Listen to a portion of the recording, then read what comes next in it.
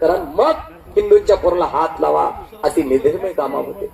गामाला 2 मुली झाल्या. गामाचा बंधू इमाम बक्ष, याला 5 मुलं झाली. आजम, असलम, गोगा, भोला आणि हस्सू. जागतिक कीर्तीची. भोलानं तर अखंड भारत जिंकला. आणि गामा आणि त्याचे बंधू हे राजश्री शाहूराजांच्या विनंतीला मान देऊन कोल्हापूरला काही काळ वास्तव्याला होते. कारण 1906 ला खासबाग मैदानाचं काम चालू झालं. 1912 ला खासबाग मैदान बांधून झालं. गामाचा बंधू इमाम बक्ष आणि गुलाब मोहिद्दीन अशी उद्घाटनाला कुस्ती लागल्याचा इतिहास आहे. 1912 ला तिथं गामाचा बंधू इमाम बक्षाने कुस्ती मारली राजश्री शाहूराजांनी.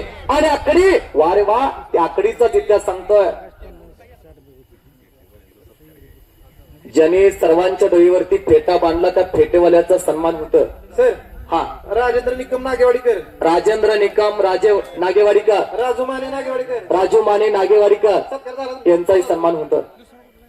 आता एक चांगली कुस्ती तुफान आकड्यावरती चालू. या जोडीत पलवान घडायला 10 वर्ष जाते. तू महिन्याला, सरपंच साहेब ऐका, महिन्याला या पोराला 15,000 रुपये खर्च आहे. एवढं सोपं नवं. हाडाची काढा करावं लागतात. पलवान की जीवन इतकं सोपं नवं. पाट 4 वाजता उठावं लागतंय. उन्हाळा असो, पावसाळा असू द्या, हिवाळा असू द्या, कुणाचं लग्न नाही, वाढदिवस. म्हणजे मैदानाला रंगत आणली आणि जिवंत गोष्टी उभी केली. यांचा सन्मान इथं सयाजी जाधव, आपण त्यांचा सन्मान करायचा आहे. आणि संपलेल्या कुस्तीमध्ये अण्णा यमगर पेणापूर, आदर्श वस्तात, कष्टाळ वस्तात राजेंद्र शिंदे तात्यांचा पट्टा